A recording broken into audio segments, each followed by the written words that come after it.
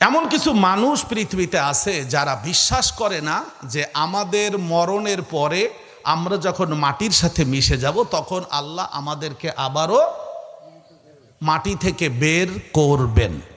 এ কথাটা অনেকে মেনে নিতে চায়নি, সেই যুগেও না, কোরআন নাজিলের যুগেও না, এই যুগেও না। কিন্তু আল্লাহ তাআলা বলতেছেন, আমি তোমারে প্রথমবার যদি সৃষ্টি করতে পারি তা পরের বার পারবো না। একজন মিস্ত্রি একবার যদি একটা জিনিস বানায় তো সেই জিনিসটা হুবহু পরের বার বানাতে তার বেশি কষ্ট হয় না সহজ হয়? মক্কাতে সূরাত ইয়াসিন কোরআনের ৩৬ নম্বর সূরা, এর মধ্যে আয়াত সংখ্যা হলো ৮৩, রুকু সংখ্যা ৫। মক্কায় নাজিল হওয়া এই সূরার মধ্যে অনেকগুলি কথা এসেছে কাফেরদের সম্পর্কে। তার এটা সর্বশেষ পর্ব, যেখানে আস ইবনে ওয়াইল নামে একজন ব্যক্তি মরুভূমিতে হাঁটতেছিল। হাঁটতে হাঁটতে তার সামনে একটা পুরাতন হাড়, মানুষের হাড় পড়লো। সে হাড়টা উঁচু করে ডলা দিয়ে দেখলো যে গুঁড়ো গুঁড়ো হয়ে যাচ্ছে, ফু দিলে বাতাসের সাথে উড়ে যাচ্ছে। তখন সে চিন্তা করলো মুহাম্মাদের কাছে যাই, গিয়ে জিজ্ঞেস করবো, মুহাম্মদ তুমি বলো পুনরায় আমাদেরকে তোমার আল্লাহ উঠবে, তা তোমার আল্লাহ কি পারবে? এই পুরনো হাড় দিয়ে কি উঠতে পারবে? আস ইবনে ওয়াইল, কি নাম?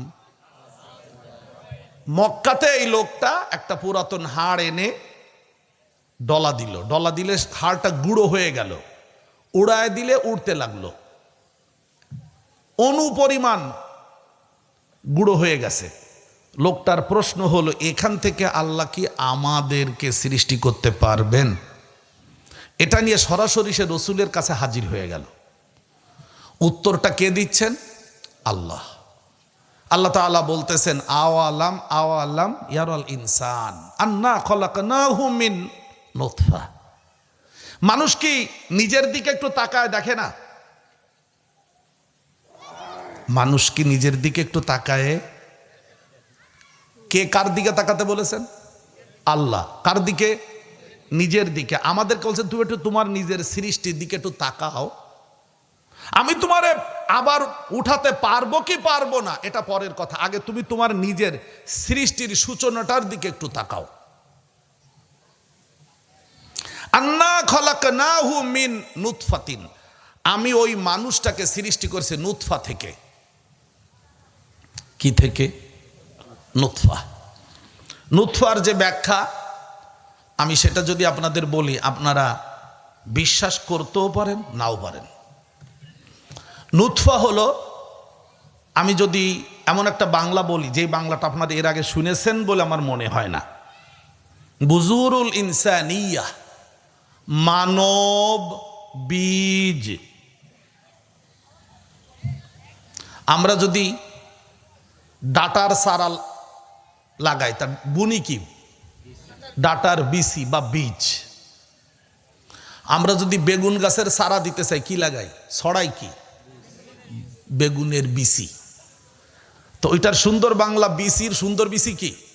বীজ। আমার খুলনা জেলখানায় আমার এক জেলখানার সাথী ছিলেন, উনি মূলত আমাদের মামলার আসামি ছিলেন না, কিন্তু ঘটনাচক্রে তিনি আসামি হয়ে গেলেন। বাড়ি হলো পিরোজপুর জেলার একদম জিয়ানগরের শেষ প্রান্তে।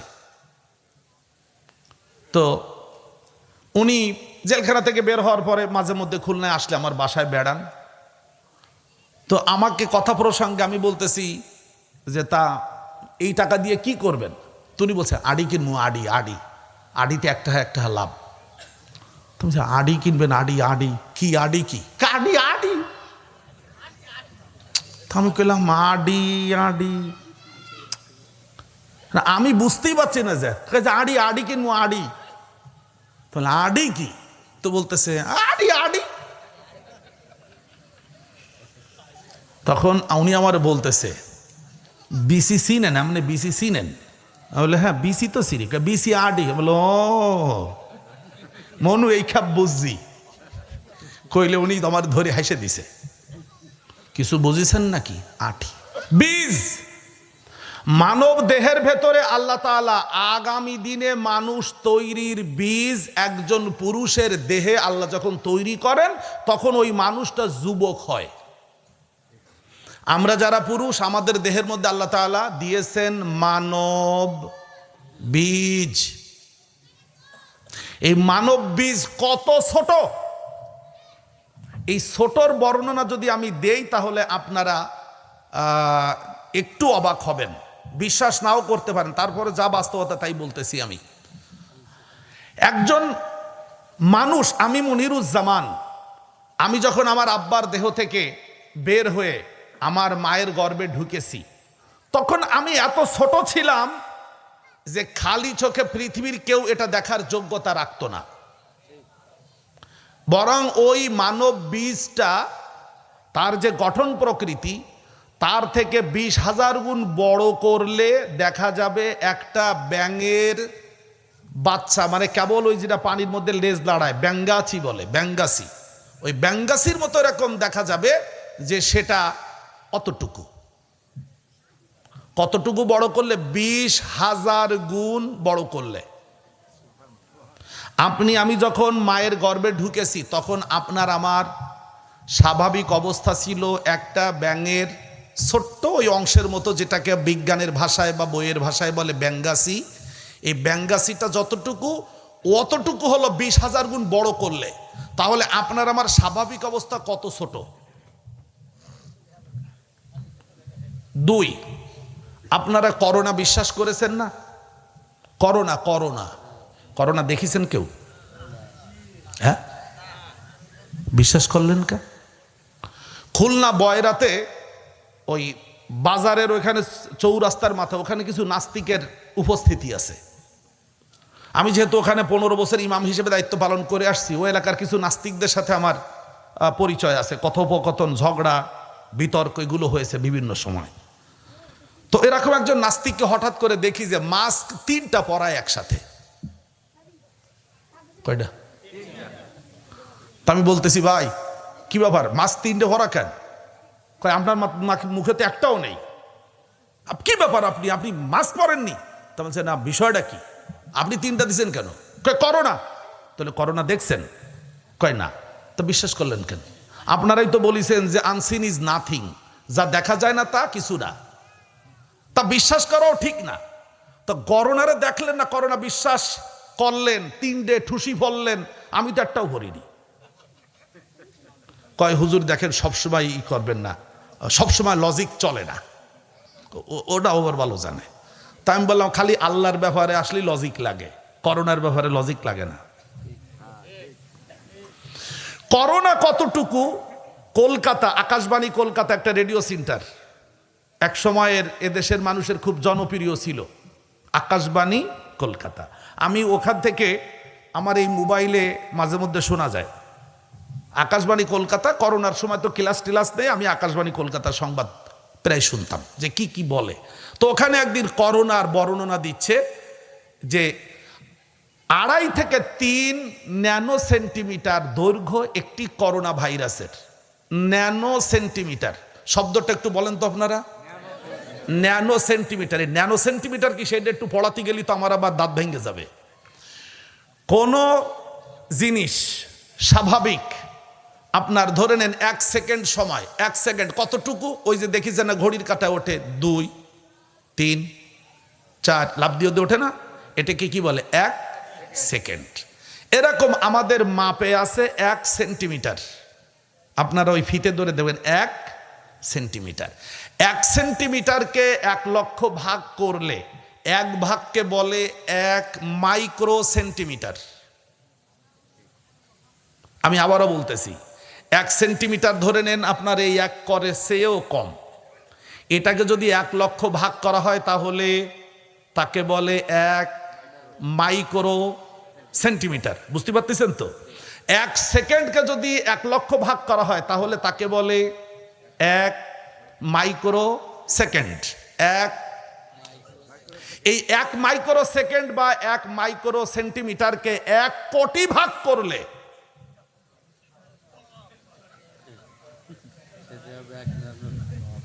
কি কইছি শুনিছেন? 1 মাইক্রো সেন্টিমিটারকে 1 কোটি ভাগ করলে যে ক্ষুদ্র অংশ হয় তাকে বলা হয় ন্যানো। কি বলে? এই 1 ন্যানো সেন্টিমিটার এর 2.5 থেকে 3 ন্যানো সেন্টিমিটার দৈর্ঘ্য হলো একটা করোনা ভাইরাসের, যা এই যে আমরা যে মাস্ক বা ঠুসি কইছি গ্রামের বাংলা, আগে গরুর মুহি ঠুসি ভরাতি হতো না, গ্রামের লোক আপনারা যারা আছেন বুঝবেন। তো আমি হিসেব করলাম যে আমরা যে মাস্ক পরি তার ভিতরে আলো ধরলে দেখবেন আলো দেখা যায়, এর ভেতরে যে ছিদ্র আছে এর ভিতর থেকে একসাথে অন্তত 2 লক্ষ করোনা ভাইরাস অনায়াসে ফুটবলের স্টেডিয়ামের মতো দৌড়ে জাতীয় পারে আসতেও পারে, তাতে কেউ কারো গায়ে ছোবে না, স্পর্শ করবে না। এটার নাম হলো করোনা ভাইরাস। 2.5 থেকে 3 ন্যানো সেন্টিমিটার। আমাদের যে শুক্রকীট, আমি মনিরুজ্জামান যখন আমার আব্বার দেহ থেকে বের হয়ে আমার মায়ের গর্ভে ঢুকেছি, তখন আমার দৈর্ঘ্য 1 সেন্টিমিটারকে 1 লক্ষ ভাগ করলে যা হয় তার 1 ভাগের চেয়েও ছোট। সেটাকে আল্লাহ কোরআনে বলেছে নোতফা, সেটাকে বলা হয়েছে। এবার আল্লাহ আপনাকে বোঝাতে চান, আমি তোমার কত তুচ্ছ জিনিস দিয়ে সৃষ্টি করেছি, বোঝো ও মানুষ। তোমাকে সৃষ্টি করেছি এত তুচ্ছ জিনিস যা পৃথিবীর কোন মানুষ চোখে, একবার আস্তে বলবেন নাকি সুবহানাল্লাহ? আস্তে কোন সুবহানাল্লাহ। আওয়ালাম ইয়ারাল ইনসানু আন্না খালাকনাহু মিন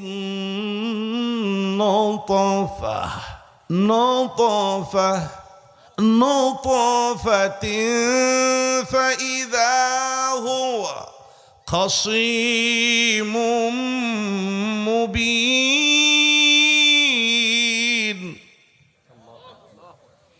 ও মানুষ, তুমি কি দেখো না আমি তোমাকে কি দিয়ে সৃষ্টি করেছি? তোমাকে সৃষ্টি করেছে খুবই তুচ্ছ একটা জিনিস দিয়ে, যা খালি চোখে দেখা তো দূরে থাক, ইলেকট্রনিক মাইক্রোস্কোপ দিয়েও তা তোমাকে ধরা সম্ভব ছিল না। আমি সেখান থেকে খুঁটে বের করে এনে আমি তোমাকে তোমার মাতৃগর্ভে স্থাপন করেছি। আর আজকে তুমি মানুষ হয়ে আমার ব্যাপারে ঝগড়া করতেছো। ফাইদা হুয়া খসিম, খসিম মানে ঝগড়াইটে। কি? আবার কন জোরে কন, জোর হয়নি। মুবিন, সুস্পষ্ট। তুমি আজকে স্পষ্ট ঝগড়াতে আমার ব্যাপারে। আল্লাহ কি করেছে? আমরা ছেলেরা আব্বারে কইছি না বহুবার, এই আমার এলাকায় একটা গল্প আছে, গল্প মানে বাস্তবতা। ছেলে বড় হয়েছে, এই ধরেন কত 19-20 বছর বয়স, বাপ যে ভালো কিছু করেছে তা তার চোখে পড়ে না, বাপের ভালো কাজ চোখে পড়ে না। এই আপনারা যারা আব্বা হয়েছেন আমার মতো 55, 56, 60 বছর বয়স, আপনারা বুঝতে পারেন যে বাপ আপনার জন্য কি করেছে। 50 বছর আগে ছেলেরা বোঝে না যে বাপ তার জন্য কি করেছে। আপনারা 50 বছর বয়স হওয়ার পরে বুঝতে পারতেছেন যে আপনার আব্বা আপনার জন্য কি করেছে। কিন্তু 21-22 বছর বয়সে আপনি আমি, আব্বা কি করেছে? হ্যাঁ কি করেছে আব্বা? আব্বা কিচ্ছু করি না আমার জন্য। এগুলো কিন্তু আপনি আমি সবাই কইছি। তো আমাদের এলাকার গল্প হলো, ওই ছেলে মার কাছে বাপের ব্যাপারে অনেক অভিযোগ করে, আব্বা এই করিনি, ও করিনি, তা করিনি, তা করিনি।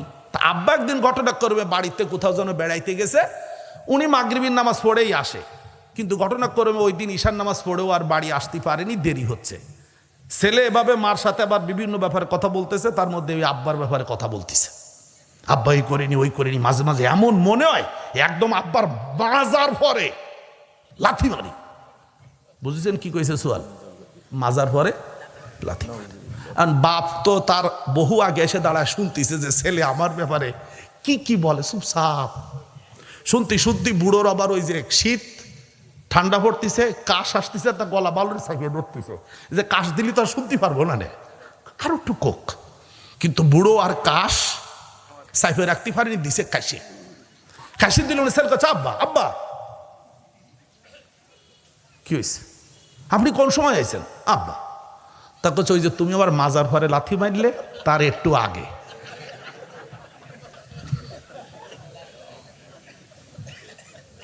আপনারা কিছু বুঝেছেন নাই? তুমি ওই যে আমার মাজার উপরে তার একটু আগে। আমি তোমার জন্য কিছু করি নাই, তুমিও বাবা হও, দেন ইউ উইল লার্ন। তখন তুমি শিখবে বাবা কিছু করে কিনা। এখন তো কিছু শেখো নাই। আমার কথা বুঝেছেন? আল্লাহ বলতেছেন তুমি তো কিছু ছিলে না, সেখান থেকে আমি তোমাকে সৃষ্টি করে আনিছি। তুমি আজকে আমার ব্যাপারে ঝগড়া করো। আল্লাহ কি করিছে? আল্লাহরে কিরা দেখিছে? কেন আল্লাহরে বিশ্বাস করতে হবে? কথা বোঝেন নাই? কে বলতেছেন? ফাইদা হুয়া খাসিমুম মুবিন।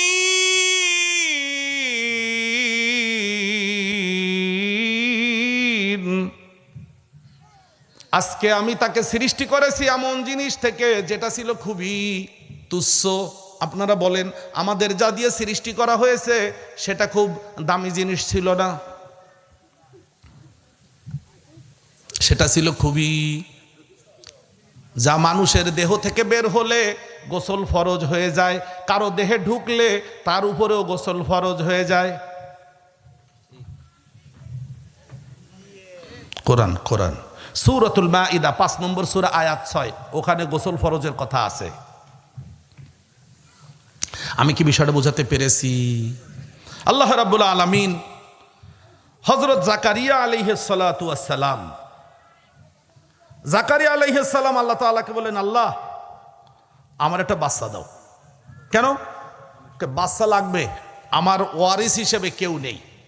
তখন আল্লাহ রাব্বুল আলামিন তাকে বললেন যে ঠিক আছে বাচ্চা দেব। তো আল্লাহ যখন বাচ্চা দিতেছেন তখন বলেন, আল্লাহ আমি তো বুড়ো হয়ে গেছি, আর সব নড়বড়ে,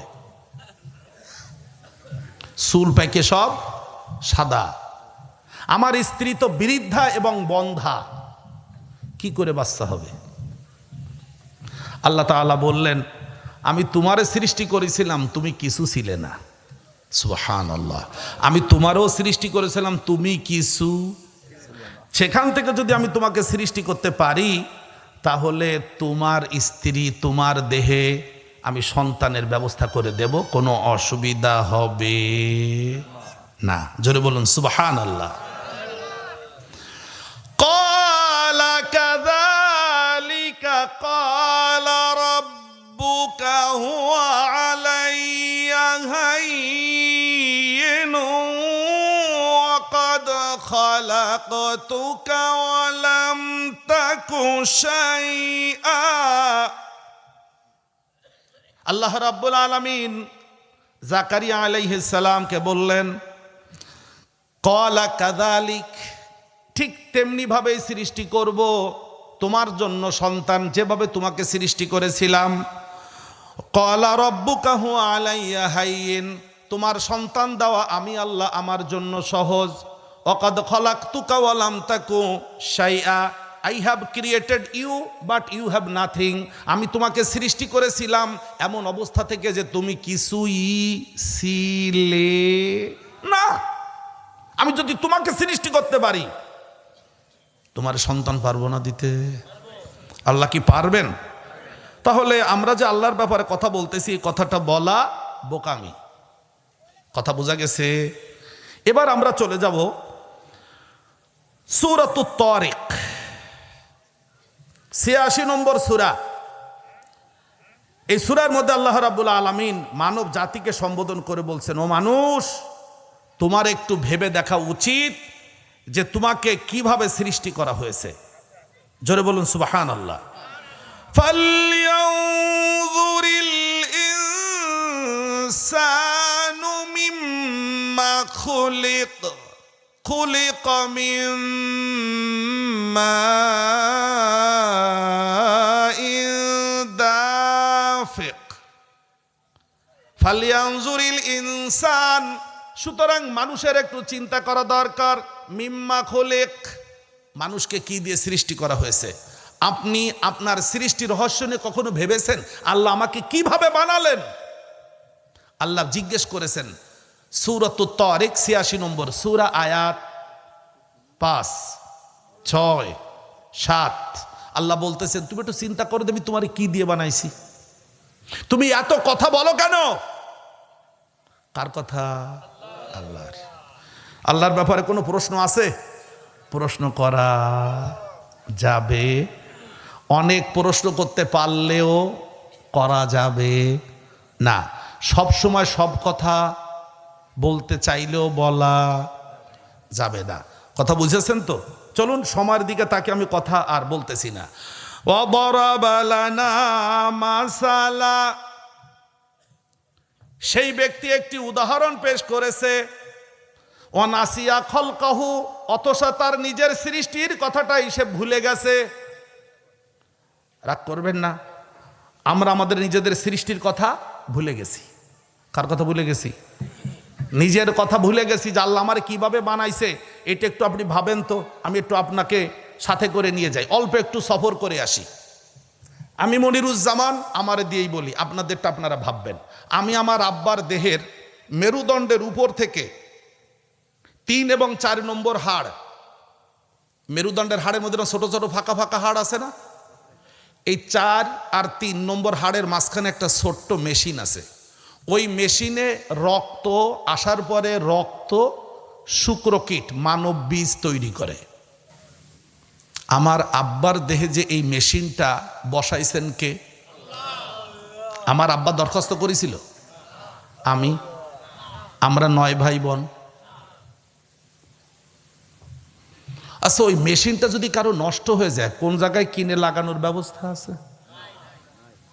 পৃথিবীতে যারা বাবা হতে পারে না, ডাক্তাররা বলে দেন যে না, আপনাকে বাবা হওয়ার মতো আর সুযোগ নেই। কেন ডাক্তার সাহেব? ওই যে পার্টস, যেই মেশিনে আপনার বাবা হওয়ার যোগ্যতা তৈরি করে, সেই পার্টসটা নষ্ট, তাহলে ওটা পাল্টায় আর একটা লাগায় দেন। আর কি বলবো, না কি এতেই বুঝতে পারিছেন? হ্যাঁ, কথা কি পরিষ্কার? আমি মনিরুজ্জামান এবার আমার আব্বার এই মেশিন থেকে বের হয়ে মেরুদণ্ডের হাড়ের ভেতরে যে স্পাইনাল কর্ড চ্যাপ্টা, যে শিরা, এর ভেতরের ছিদ্র দিতে দিতে গিয়ে নিচে গিয়ে একটা জায়গায় অবস্থান নিলাম। সেখান থেকে খুব উত্তেজনার সাথে বের হয়ে আসলাম। সূরা তারিক, ইয়াখরুজু মিন বাইনি সুলবি ওয়াত তারাইব। আবার আল্লাহ তাআলা বলছে মিম্মা ইন দাফিক, সজোরে বের হলাম। বের হয়ে গিয়ে আমি আমার মায়ের গর্ভে ঢুকে গেলাম। খুব ভালো করে বুঝবেন, কমপক্ষে ৩ কোটি বীজ শুক্রকীটকে ফেসনে ফেলে দিয়ে আমি প্রতিযোগিতা করে আমি মনিরুজ্জামান আগায় গেলাম। এমন একটা জায়গায় গেলাম যেখানে আমি কোনোদিন যাই, আগে পরে যাওয়ার কোনো অভিজ্ঞতা। মানুষ তো বিয়ে করতে গেলেও অন্তত মেয়ে দেখার উপলক্ষে শ্বশুর বাড়ি যাওয়ার আগে মেয়ে দেখতে যায়। কথা কয় না, যায় না? যায়। আর বিয়ে করতে যায় ফাইনাল, বুঝতে পারছেন তো? বিয়ে করতে যায় বর হিসেবে, আর ওই দেখতে যায় যখন তখন ছেলে হিসেবে। আর বিয়ে করে বউ বাড়ি আনার পরে যখন যায় তখনও যায় জামাই হিসেবে। ৩ বারে ৩ রকম। বুঝতে মনে হয় কষ্ট হচ্ছে? কি কি কইছি? প্রথমবার যায় ছেলে হিসেবে, পরের বার যায় বর হিসেবে, তারপরের বার যায়। মানে আপনারা কি বুঝতে পারছেন? নিজেরা এরকম ছিলেন এক এক সময়। ওই আমার মেয়েটার একটা ছেলে দেখতে আসবে, দেখে টেকে গেল, তারপরে বর আসবে কোন সময়? এইবার কি? এইবার জামাই কলকেটা ইলেম কালাম এত কম হলি তো হবে না। এইবার যখন বিয়ে করে বউ নিয়ে আসলেন, বউ নিয়ে যাওয়ার পর আসার পরে শ্বশুর বাড়ি থেকে এইবার জামাই নীতি আসতেছে, শ্বশুর ছেলে নীতি আসতেছে না বর নীতি আসতেছে? বুঝি আসে না মোটে। আমি কি ছেলে বা বর বা জামাই হিসেবে কি আমার মায়ের পেটে আগে পরে কখনো গেছিলাম? না। নতুন জায়গা, নতুন পরিবেশ। আমি হলাম অত ক্ষুদ্র। আমি আমার ওই জায়গায় ঢোকার পরে পেয়ে গেলাম একজন সঙ্গী। সঙ্গীর সাথে আমার ক্রস ম্যাচিং হলো, যেটা আল্লাহ তাআলা সূরাতুদ দাহার বা সূরাতুল ইনসান ৭৬ নম্বর সূরার ২ নম্বর আয়াতে বলেছেন, হাল আতা আলাল ইনসানি হিনুম মিনাদ দাহরি লাম ইয়াকুন শাইআম মাযকুরান ইন্না খালাকনাল ইনসানা মিন নুতফাতিন আমশাজ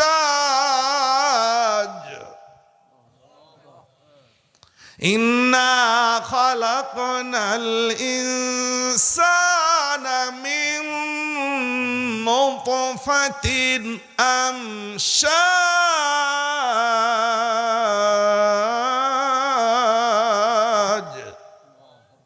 আমশাজ মাসাজা। আল্লাহ রাব্বুল আলামিন বলেন, ওই শুক্রকীট আমি মনিরুজ্জামান, ওই যে সেই ক্ষুদ্রাতি ক্ষুদ্র জিনিসটি আমি মনিরুজ্জামান, আমার মাতৃগর্ভে ওখানে একটা ডিম ছিল, ওই ডিমের সাথে আমাকে আল্লাহ তাআলা ফেটায় দিলেন। আমরা যেমন ডিম ভাজি করার আগে আমাদের মায়েরা, বোনেরা, স্ত্রীরা ডিম ফেটায় কাঁচামরিচ, পেঁয়াজ, লবণ, একটু হলুদ দিয়ে, এটাকে আরবিতে বলে আমসাজ। আল্লাহ বলেন এবার মিশায় দিল, এইবার হলো আমার বাপের দেহের রক্ত আর মায়ের রক্ত এইবার একটা টুকরা হইল, একটা কোষ হইল। কোষ, কোষ ইংরেজিতে বলে সেল, CELL, সেল। কি হলো? কোষ। আল্লাহ তাআলা এই আমি মনিরুজ্জামান আমার ভেতরে এমন একটা প্ল্যান তৈরি করে দিয়েছেন, প্ল্যান। আমি নিজেই ইঞ্জিনিয়ার, আমি নিজেই কর্মী, আমি নিজেই শ্রমিক, আমি নিজেই রাজমিস্ত্রি, আমি আমার নিজের দেহ গঠন করব। আপনারা ভাবেন মায়ের পেটের ভেতরে মা কখনো হাত দিয়ে দিয়ে আমার চোখ, হাত, নাক, কান, পা কিচ্ছু বানায় নাই, বাবাও না। আমি আমার নিজের দেহটা গঠন করেছি ওখানে। এই গঠন করার যোগ্যতা দিয়েছেন আল্লাহ তাআলা। আমাকে ওখান থেকে পাঠিয়েছেন বড় একজন ইঞ্জিনিয়ার বানিয়ে, অথচ আমাকে দেখা যায়, আপনার মনে আমার কথা বুঝতে পারতেছেন না, আমি নিজেই একটা কোষ বানালাম জায়গা ছিঁড়ে। কোষ একটা মুহূর্তের মধ্যে হয়ে গেল দুইটা, দুইটা কোষ হয়ে গেল চারটা, চারটা হয়ে গেল আটটা, আটটা হলো 16টা, 16টা হলো 32টা, 32টা 34, 64টা, 64টা 128টা, 128টা 256টা। বুঝতে পারতেছেন কি হারে বাড়তেছে? এটাকে বলে ইংরেজিতে জিওমেট্রিক পদ্ধতি। আপনারা খেয়াল করে দেখেছেন মোবাইলের যে ওই যে মেমোরি কার্ড 1 GB, 2 GB, কষ্ট হয়েছে নাকি? 8 GB, 16 GB, 32 GB, 64 GB, 128 GB, টের পাচ্ছেন নাকি? কেন? এটাকে বলে জিওমেট্রিক পদ্ধতি। যা হবে তার দ্বিগুণ, যা হবে তার। এভাবে দেখতে না দেখতে আল্লাহ তাআলা বলতেছেন এই কোষগুলিকে বড় করে একটা ছোট্ট গোশের টুকরা বানালাম। সুবহানাল্লাহ। আল্লাহ সহযোগিতা করলেন, আমি নিজেই প্ল্যান করলাম। আপনাদেরকে আমি একটু ছোট্ট করে বলবো। আমি 280 দিন মায়ের পেটে। কতদিন? আপনারাও তাই, বোনেরাও তাই মায়ের পেটে ছিলেন। আপনাদের কাছে বলবো, আপনারা একটু বিবেক খাটায় বলবেন, আল্লাহ তাআলা যে কথাটা বলেছেন কথাটা কত কঠিন। তুমি নিজেকে একটু ভাবো না, আমি তোমার কিভাবে বানালাম। আপনি আর আমি মায়ের পেট থেকে যেদিন বের হলাম সেদিন মাথা ছিল? যেদিন মায়ের পেট থেকে বের হতে এই মাথা ছিল? ছিল। ঢোকার সময় এই মাথা ছিল? ঢুকলো কোন জায়গাতে? খালি আল্লাহ কই আগে বোঝেন একটু। চামড়া ঢোকার দিন চামড়া ছিল, বের হওয়ার দিন। আপনার আমার দেহে যতগুলো চামড়া আছে সব জায়গার চামড়া কি এক? এক জায়গার চামড়ায় দেখেন কোনো লোম নেই, এখানে 2টে 3টে আছে, এই জায়গায় আছে, এই জায়গায় নেই, এই জায়গায় নেই, এই জায়গায় আছে, এই জায়গায় আছে, এই জায়গায় নেই, এই জায়গায় নেই। এই চামড়ার ভেতরে যে লোম নেই, তাহলে নিশ্চয়ই সব জায়গার চামড়া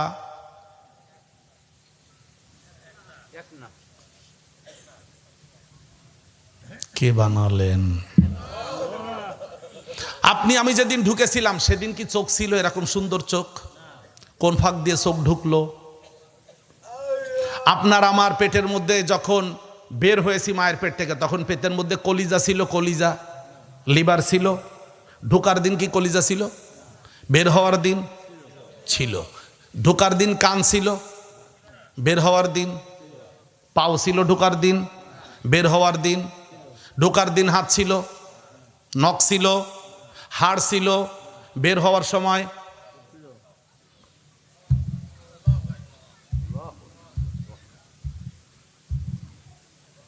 আপনি জানেন এই দুটো চোখের মধ্যে যে রহস্য আছে, এই দুটো চোখ বানানোর ক্ষেত্রে আমি যদিও বিজ্ঞান নিয়ে পড়াশোনা করিনি ছাত্র জীবনে, কিন্তু আমি এটা নিয়ে গবেষণা করি, পড়ি। এক একটা চোখে, আপনার আমার একটা চোখে 13,70,00,000 রেটিনা সেল আছে। 13,70,00,000 রেটিনা সেল আছে একটা চোখের মধ্যে।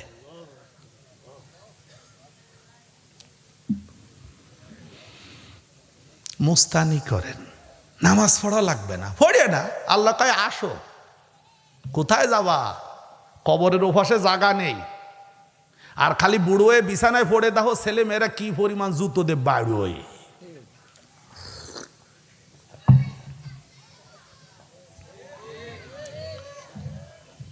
আর একটু খাওয়া যাবে, কথা কি পরিষ্কার?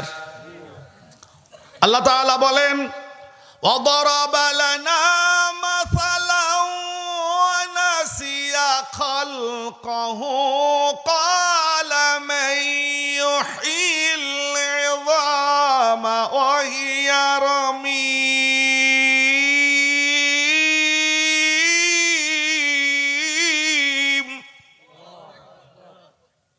সে উদাহরণ পেশ করে এক খণ্ড হাড়ের টুকরা এনে, অনাসিয়া খলকহু, অথচ তাকে তার মায়ের গর্ভের মধ্যে আমি কিভাবে সাজালাম, তারে চোখ দিলাম কিভাবে, কান দিলাম কিভাবে, তার পেটের মধ্যে যে নাড়ি ভুড়ি দিলাম, কলিজা দিলাম, ফুসফুস দিলাম, হাড়গুলো সাজালাম। সব ভুলে গেলে, সব ভুলে গেলে, সব ভুলে গেলে। আমাদের দেহের মধ্যে কতগুলো হাড় আছে আপনি আমি তার নিজে জানিও না। রাগ করবেন না, ডাক্তাররা জানে, যারা একটু পড়াশুনো করেছি তারা জানি। আমাদের প্রত্যেকটা হাড়ের ভেতরে যে পরিমাণ ফাঁকা আছে, ছিদ্র আছে, একটা হাড়ের ওজন কত হতে হবে, কোন জায়গার হাড়ের গঠন কেমন হতে হবে কে জানে? আপনাদের ছোট্ট করে বলি, আপনারা হাঁটু থেকে নিচ পর্যন্ত দেখেছেন, হাঁটুর নিচের পা গেছে, হাড়গুলো একটু চিকুন হয়ে নিচে গেছে। আর আমরা দুনিয়ায় বানাই কি, নিচের দিকে খুঁটি হলো মোটা থাকে আর আস্তে আস্তে উপরের দিকে চিকুন হয়। আর আল্লাহ বানাইছেন উল্টা, উপরের দিকে মোটা, আস্তে আস্তে নিচের দিকে। ওমা কুন্না আনিল খালকি গাফিলিন, সূরাতুল মুমিনুন 18 পারা, প্রথম পৃষ্ঠা, একদম শেষের লাইন। আমি আমার সৃষ্টির ব্যাপারে অমনোযোগী নই। যদি আপনার আমার হাঁটু আর পায়ের গোছার শেষ পর্যন্ত সমান মোটা থাকতো, নারকেল গাছে উঠতে পারতাম না, সিজদা দিতে পারতাম না, ফুটবলে বাড়ি দিয়ে আগায় দিতে পারতাম। মস্তানি করো, মালকাসা দিয়া ফুটবল খেলো, হাডুডু খেলো, আল্লাহর মোটা চিনা যায় না। ওয়ানাসিয়া খলকা ক্বালা মান ইউহিল ইযাম ওয়া হিয়া রামীম। সে বলে কি, এই পুরনো আর কিডা জীবিত করবে?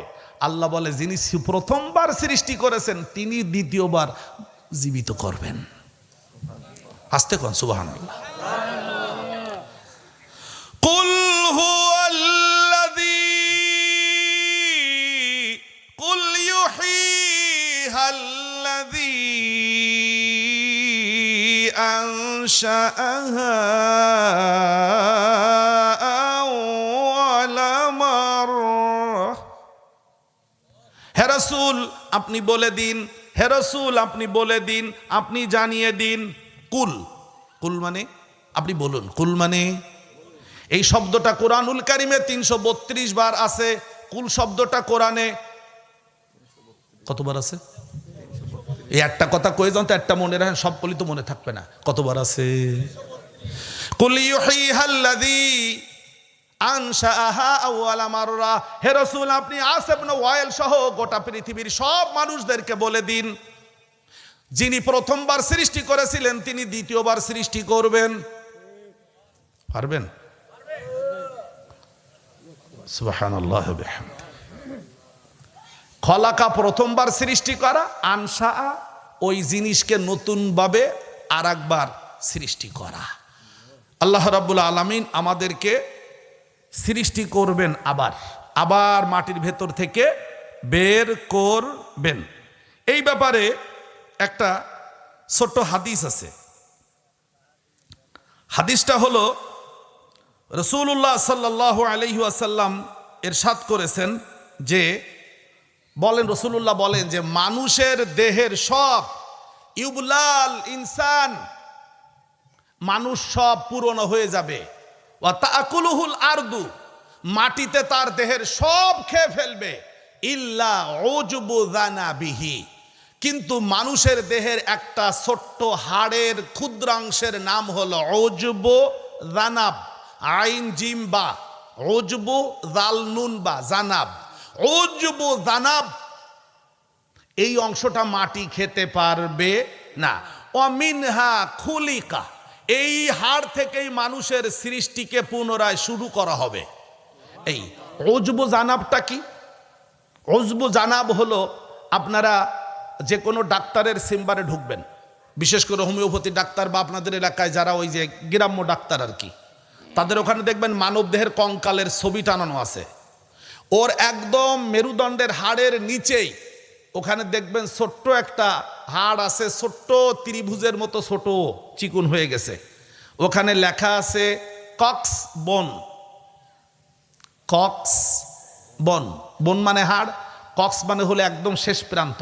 বাংলাদেশের একটা কক্স মানে হলো আপনার পুচ্ছ, মোরগের পুচ্ছ, মোরগের লেজের শেষ অংশটা কক্স বলে। ওই যে আমাদের দেশে একটা জেলার নাম আছে না, হ্যাঁ, ওটা বাংলাদেশের লেজ, ওটা নাম ওরা থুয়ে গেছে, আমরা থুইনি। কক্সবোন, আমাদের দেহের মেরুদণ্ডের শেষে ছোট্ট একখান হাড় আছে, আরবিতে এটাকে বলা হয় উজবু যানাব, উজবু যানাব, ইংরেজিতে বলে কক্সবোন, শেষ হাড়। এই হাড়টা মাটি কখনো খেতে পারবে, আগুন দিয়ে পোড়ালে পুড়বেও না।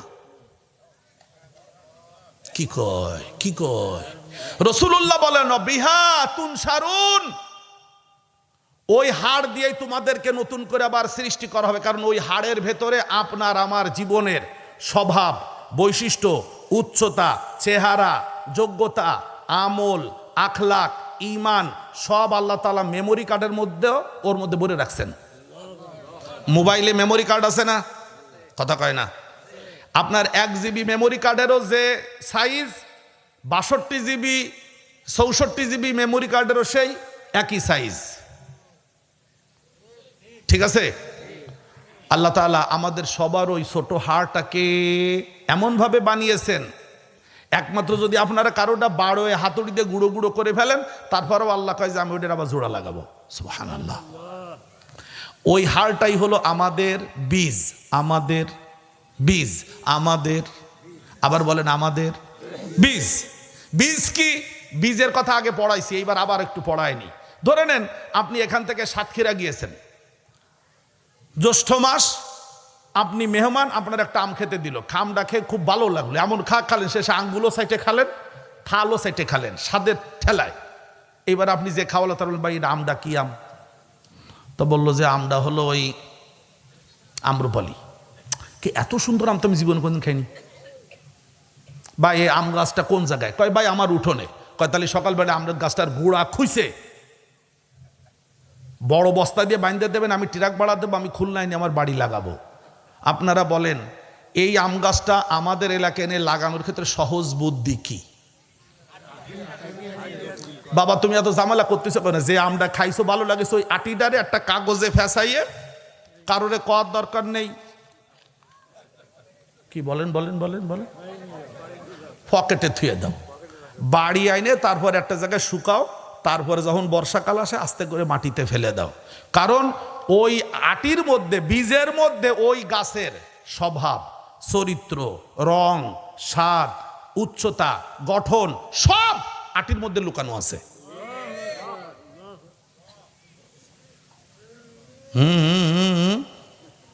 বোঝা যায়নি? কথা কয় না। ওখান থেকে কি আনতে হবে? আমের বীজ বা আটি, আমের বীজ বা আরে আড়ি, আড়ি বুঝছেন নি? আড়ি। তো এইবার গাছের আটি এনে কি করতে হবে? ঘরে ঝুলোয় রাখতে হবে। কি করবেন বলেন বলেন? লাগাতে হবে। লাগানোর পরে ওখান থেকে এইবার আল্লাহ রাব্বুল আলামিন বলতেছেন যে এইবার তোমার ওখান থেকে গাছ বের হবে। ওই গাছের ভেতরে কি কি ধরা আছে? সব আছে, গাছের সব আটির মধ্যে আল্লাহ তাআলা দিয়ে রাখছেন। আমাদের দেহের সিহারা, গন্ধ, এমনকি আপনি ডিম কেমন ভাবে খেতে পছন্দ করেন, মামলেট না আমলেট নাকি, তাও আপনার ওই মেমোরি কার্ডের মধ্যে আল্লাহ তাআলা সব রেখে দিয়ে রাখছেন। এইবার সব মাটিতে খেয়ে ফেললেও ওই বিসি খাইতে পারবে না।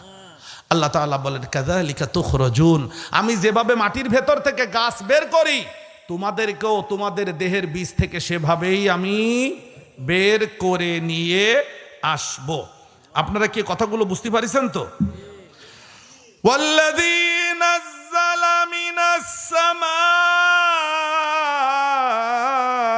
মাআন বিকদরিন ফাআনশারনা বিহি বালদাতাম মাইতা কাযালিকা তুখরাজুন।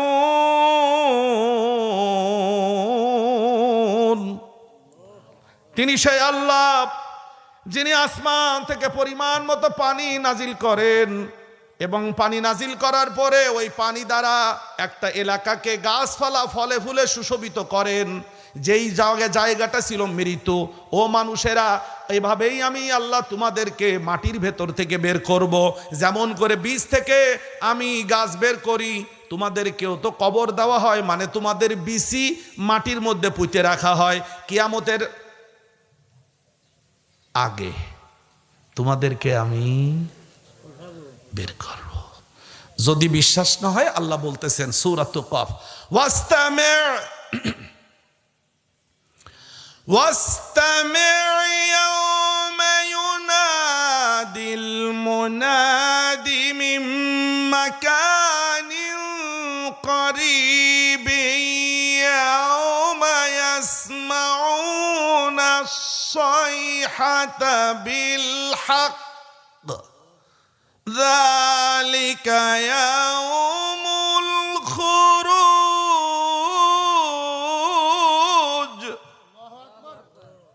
إنا نحن نحيي ونميت وإلينا المصير।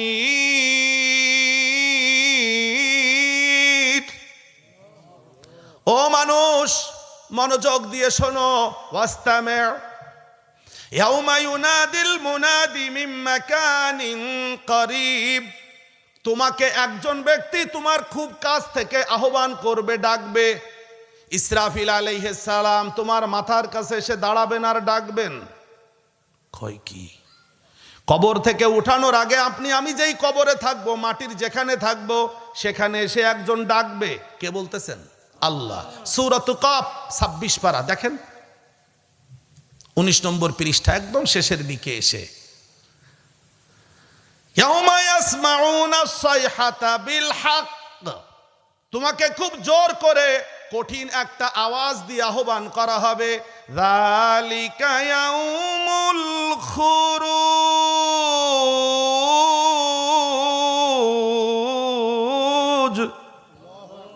ওই দিন তোমাদের সবাইকে, ইয়াউমুল খুরুজ, বের হওয়ার দিন। ঘরে আর কেউ থাকতে পারবে না। কেন? এমন এক ধরনের বাঁশি বাজানো হবে, বিউগল বাজানো হবে, আওয়াজটা এমন করুণ হবে, ঘরে থাকতে চাইলেও। আপনারা হ্যামিলনের বাঁশিওয়ালার গল্প পড়েছেন। জার্মানিতে, হ্যামিলন শহর হলো জার্মানিতে। আপনারা সেখানে শুনেছেন যে ওই শহরের মধ্যে ইঁদুরের উৎপাত ছিল। একটা লোক আসলো আর তার থলে থেকে একটা বাঁশি বাজালো। বাঁশি বাজানোর আগে দেখলো যে ইঁদুরটা লাফালাফি করে। মেয়রের কাছে গিয়ে বলল, তোমার ইঁদুর সব আমি তাড়ায় দিতে পারি, কি দিবা? কয় সোনার মোহর দেব। কয় ঠিক আছে। এইবার সব ইঁদুর নিয়ে বাঁশি বাজালো আর ইঁদুরেরা বাঁশির সুরে সুরে পেছনে পেছনে দৌড়ালো। পড়েছেন না? সত্য মিথ্যা পরে বলবো। পড়েছেন না? আচ্ছা, ইঁদুররা সব গিয়ে নদীর তীরে গিয়ে ভিন্ন সুর তুললো। এইবার ইঁদুররা সব ঝাঁপ দিয়ে দিয়ে নদীতে পড়তে লাগলো। এইবার এসে মেয়রকে বলল মোহরা দাও, স্বর্ণের মোহরা। মেয়র কইলে এত সোজা? হ্যাঁ, তুমি একটু বাঁশি বাজাইছা, সোনার মোহরা দিয়ে দেবো। ঠিক আছে, লাগবে না। এইবার সে তার থলে থেকে আর একটা বাঁশি বের করলো, বের করে এবার বাজাতে শুরু করলো। এইবার ছোট ছোট বাচ্চারা, তরুণেরা, তরুণীরা, কিশোর কিশোরীরা সব ওই লোকটার পেছনে। তাহলে বোঝা গেল বাঁশির আওয়াজে ইঁদুরও দৌড়ায়, মানুষও দৌড়ায়। গল্পের বাস্তবতার ব্যাপারে সন্দেহ আছে, আপনারা নেটে সার্চ দিবেন, হ্যামিলানের বাঁশিওয়ালা কোথায় কখন কিভাবে ঘটেছিল পেয়ে যাবেন। আমি এটা নেটে সার্চ দিয়ে দেখেছি, যেহেতু আমার তো এটা লাগে। আল্লাহ তাআলা কোরআনে বলতেছেন, আমি ইসরাফিলের কণ্ঠে এমন বাঁশি বাজাবো যে তোমরা কেউ কবরে শুয়ে থাকতে কন কন কন। যালিকা ইয়াউমুল খুরুজ,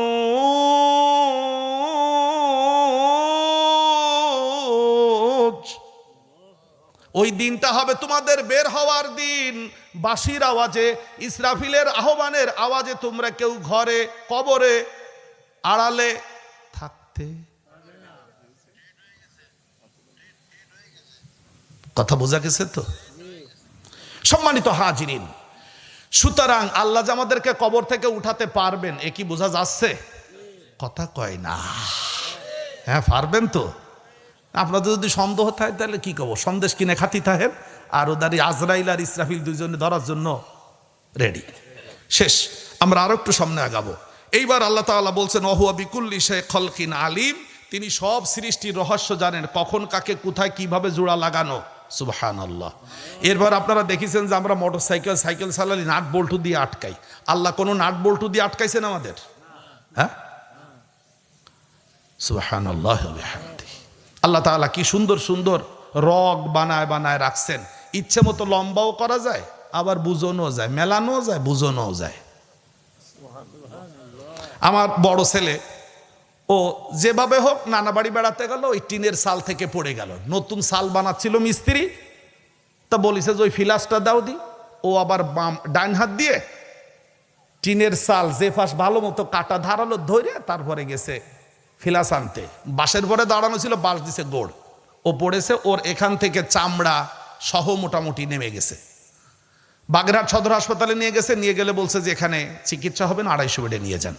250 বেডে নিয়ে গেলে তখন করোনা চলে, ভরা করোনা। যাই হোক, যে ডাক্তার দেখার সে দেখে আমার বলছে, আপনি মনির হুজুর না? বলে জি। এই কে? আমি আমার ছেলে। আপনার ছেলে নাবিল? হ্যাঁ নাবিল। এ হলো কি করে? বলে এই ঘটনা।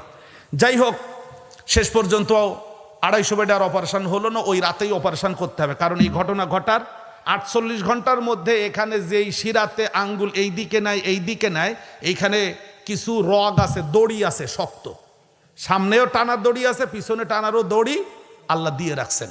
তো বলল যে আপনার 48 ঘন্টা হবে আজকে রাত 12টায়, আজকে রাতে অপারেশন করতে হবে। আমি কোনো পয়সা কড়ির দিকে না তাকায় অপারেশনের জন্য প্রস্তুতি নিলাম। যে ডাক্তার করলেন, ডাক্তার অপারেশন করে বেরোয় বললেন যে আপনার ছেলের ভাগ্য বলো, আপনারও ভাগ্য বলো যে আমি তার যে টেন্ডন বলে, টেন্ডন কেটে গেছিল, টেন্ডন পেয়েছি। আমি ভেবেছিলাম যে টেন্ডন পচে গেছে, তা বললো যে না, টেন্ডন সতেজ আছে। টেন্ডন হলো, ভালো করে বুঝবেন, এই যে শিরার সামনে যে সমস্ত টানাটানির জন্য যে দড়ি লাগে, এই দড়ি তো এখানে মাফা লাগানো আছে, বেশি হলে তো ঝামেলা। কিন্তু আল্লাহ তাআলা এখানে কতগুলো দড়ি অতিরিক্ত পেঁচায় রাখিছেন। আস্তে কম, সুবহানাল্লাহ। কেন? যদি কোনো সময় কাইটে কুইটে যায়, ছিঁড়ে বুড়ে যায়, তো এ তো কোনো কোম্পানিতে কিনতি।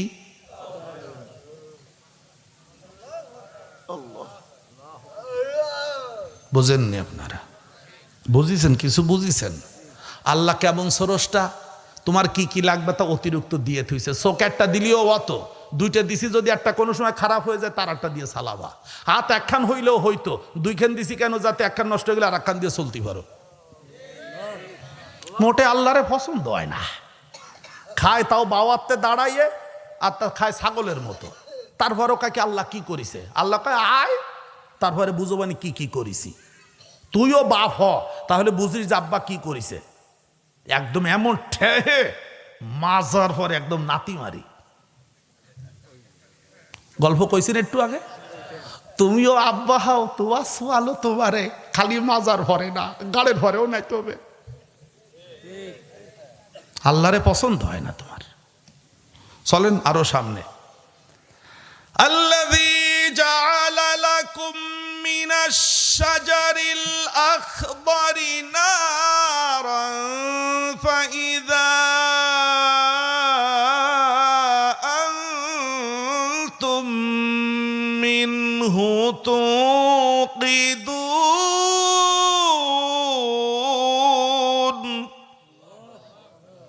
তিনি সেই আল্লাহ যিনি কবর থেকে তোমাকে উঠাবেন, যিনি পুনরায় তোমাকে সৃষ্টি করবেন। তিনি সেই আল্লাহ যিনি সবুজ গাছের মধ্যে, গাছের সবুজ ডালের মধ্যে আগুন ভরে রেখেছেন।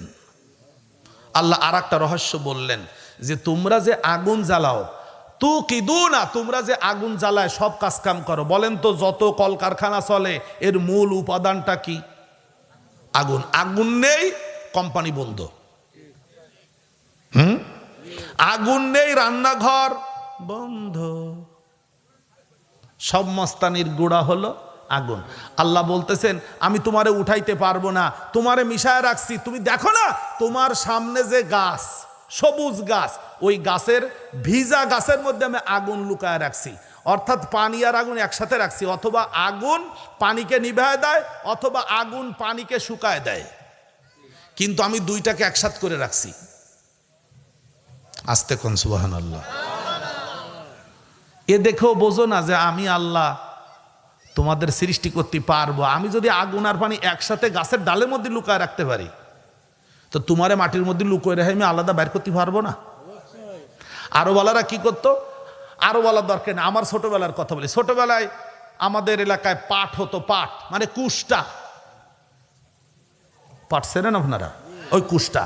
তো ওই কুষ্টার যখন ছাড়ায় নিত, তারপরে যে পাট খড়ি, এটাকে রোদ্রে যখন শুকাতো, এলাকায় কেউ, আমাদের নিজেদের ছিল না, ওই দাদারা করতেন, অন্য অন্য দাদারা।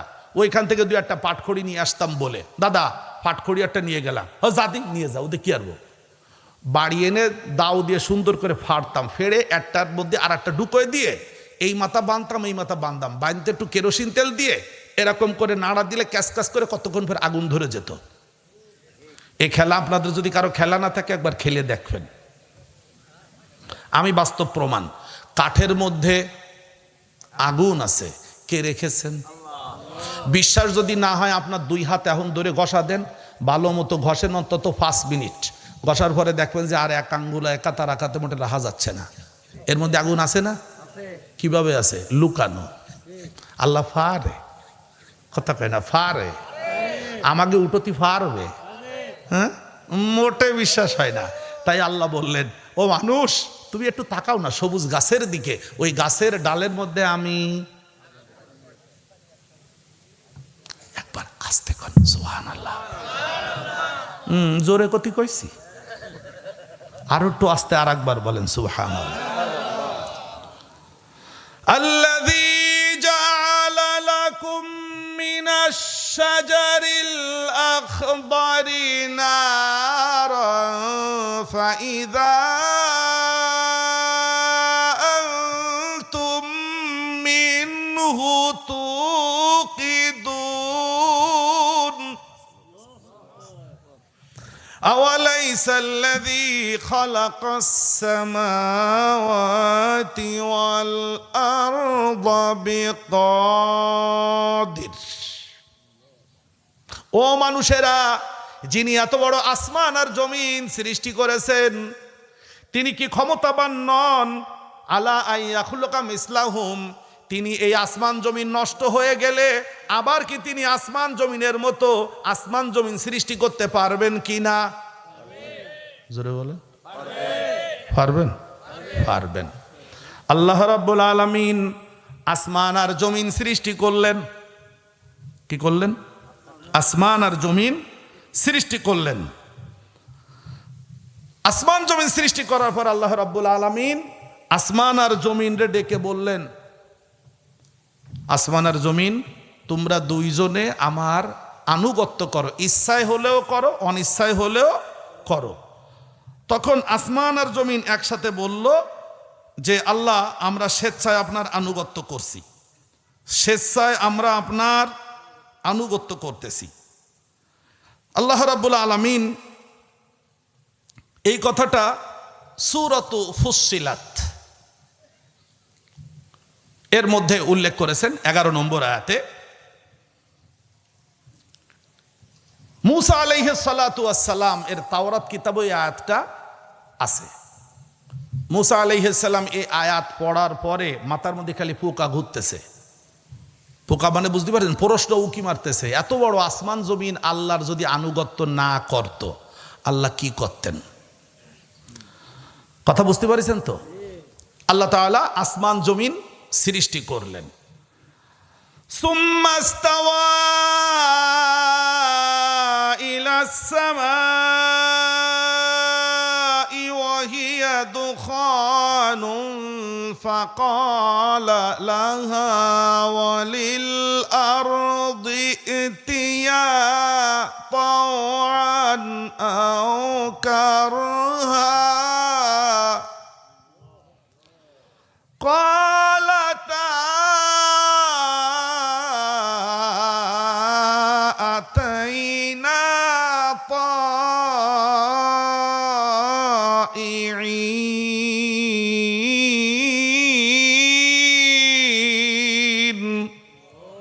আল্লাহ রাব্বুল আলামিন বলেন, আল্লাহ আসমানের দিকে মনোনিবেশ করলেন। তখন আসমান ছিল ধোয়া। তখন তিনি আসমান আর জমিনকে বললেন, ইতিয়া তাওআন আও কারহা, ইচ্ছায় হোক অনিচ্ছায় হোক আসমান জমিন তোমরা দুজনে আমার আনুগত্য করো। ক্বালাতা, আসমান জমিন দুজনে বলল, আতাইনা তাইঈন, আমরা স্বেচ্ছায় আপনার আনুগত্য করতেছি, জোর করা লাগবে না। মুসা আলাইহিস সালাম আল্লাহর কইলেন, আল্লাহ, এত বড় আসমান আর জমিন যদি আপনার কথা না শুনতো আপনি কি করতেন? তাফসিরে কুরতুবী, তাফসিরে সালাবি থেকে কোট করে এনেছেন, বা কুনতা সানিআম বিহিমা ইদা আসায়াক, হে আল্লাহ, আসমান আর জমিন যদি আপনার কথা না শুনে আপনার বিরোধিতা করত, মা কুনতা সানিআম বিহিমা ইদা আসায়াকা, যদি আপনার বিরোধিতা করত। আল্লাহ কইলেন, কুনতু আমুরু দাব্বাতাম মিন দাওয়াবি ফাতাবতালিআহুমা, আমার অনেক প্রাণী আছে, যেই প্রাণীর একটা প্রাণীকে বলতাম সাথে সাথে আসমান জমিনকে এক লোকমায় গিলে খেয়ে ফেলতো। মুসা আলাইহিস সালাম কইল, আল্লাহ, আগে তো একটা বাপে ছিলাম, বাপ তো আরো পাল্টে গেল। কেন? এই এত বড় প্রাণী আসমান জমিনের এক লোকমায়, সেই প্রাণী যে কত বড় তা তো আমি কিছুটা হলেও বুঝতে পারছি, কিন্তু প্রাণী থাকে কোথায়?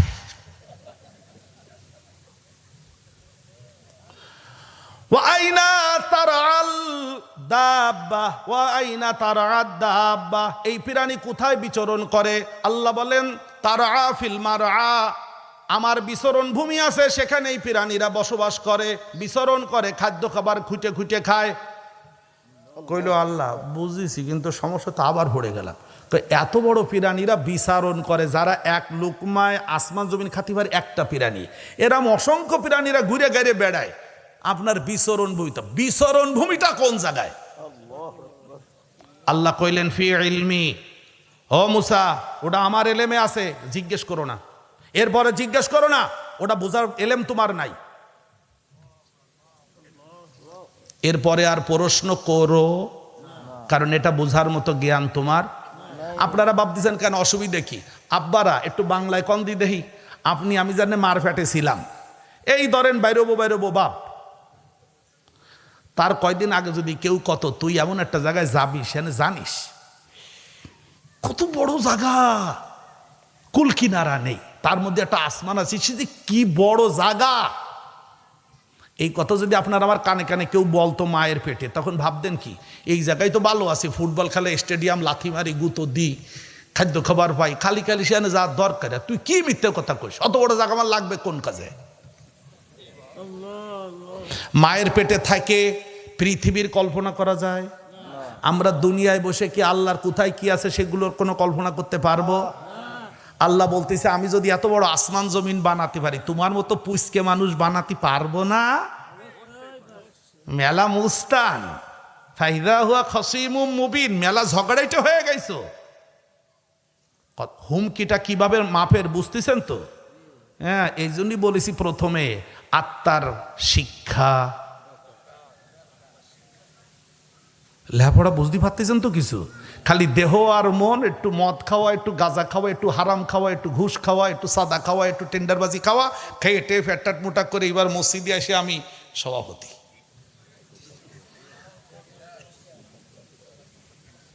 তোমার মধ্যে যদি আত্মার এলেম থাকতো, তুমি মসজিদে ঢুকতে একজন গোলামের মতো। আমার শ্রদ্ধেয় আব্বাজান, আমার উস্তাদ, আবার আমার আব্বা মসজিদে ঢুকতেন। তিনি আলেম, খুব বড় মাপের আলেম ছিলেন। 1960 সালে সারসিনা থেকে কামিল পাস। আমার মতো ফুলাফান তার কাছে আলেম মনে হতো না, বলতেন তুই তো লেখাপড়া জানিস না। তা আমিও করতাম যে হয় জানি না। আব্বারে দেখতাম মসজিদে ঢুকলে বারান্দাতে ঢুকে উত্তর পাশে অথবা দক্ষিণ পাশের কোনায় চুপচাপ বসে থাকতে, নয় নামাজ পড়তে, নয় তসবিহ টিপতেন। আব্বারে এলাকার যারা ইমামতি করে তারা তো আব্বা ছাত্র না একটা কিছু, হুজুর নামাজ পড়া, তোমরা পড়ো, আপনি সামনে আসে, আমি আব্বারে ফিরাই বলতাম আপনি সামনে যান না কেন? ইমামরা যে কিরাত পড়ে তাতে নামাজ তো হয় না, আপনি গেলে একটু ভালো হয়। তা আব্বা বলতেন কি, আমি তো মসজিদে ঢুকি এই জন্য যে 2 রাকাত নামাজ আল্লাহ কবুল করবেন এই আশায়। আমি তো মসজিদে ইমামতি বা মাতব্বারি করার জন্য ঢুকি না। আর আমরা একটা ভাব নিয়ে ঢুই, আমি হলাম এলাকার, বলেন তো কি নেই? আত্মার খোরাক নেই। এই আপনারা এতক্ষণ পরে টের পাইছেন না, এই সমাজ যারা চালাচ্ছে তাকে আত্মার শিক্ষা আছে? আল্লাহ তাআলা বলতেছেন আমি আসমান জমিন সৃষ্টি করেছি, আমি খাল্লাকুল আলিম, আমি সব সৃষ্টির ব্যাপারে জানি। এত বড় আসমান আপনারা কি টের পাইছেন? কি কইছি? এক লোকমাই গিলে খাওয়ার মতো প্রাণীও আছে। বালা ওয়া হুয়াল খাল্লাকুল আলিম ইন্নামা আমরুহু ইযা আরাদা শাইআন আন ইয়াকুলা লাহু কুন ফায়াকুন। আল্লাহ রাব্বুল আলামিন বলেন নিশ্চয়ই সেই আল্লাহ যদি কোনো বিষয় ইচ্ছে করেন সাথে সাথে তিনি বলেন কুন, কুন ফায়াকুন। আল্লাহ কুন বলতে কতক্ষণ সময় লাগে আর সেটা বাস্তবায়ন হতে ফায়াকুন হতে কতক্ষণ লাগে, এইটার উপর একটা বৈজ্ঞানিক তথ্য আছে। আল কোরআন দ্য চ্যালেঞ্জ বইয়ের মধ্যে মেজর কাজী জাহান মিয়া কুন ফায়াকুনের কোয়ান্টাম একটা তথ্য লিখেছেন। ওই যে আপনাদেরকে ন্যানো সেকেন্ডের কথা বলেছি, 1 ন্যানো সেকেন্ডের মধ্যে কুন হয়ে যায়। আল্লাহ শুধু মন ইচ্ছা করা মাত্রই হয়ে যায়। 1 সেকেন্ডও সময় নেয় না, 1 মাইক্রো সেকেন্ডও লাগে না, 1 ন্যানো সেকেন্ডের আগেই কুন ফায়াকুন। পারে না আল্লাহ? পারে। চলেন শেষ। ফাসুবহানাল্লাযী বিয়াদিহি মালাকুতু কুল্লি শাইইন ওয়া ইলাইহি তুরজাউন।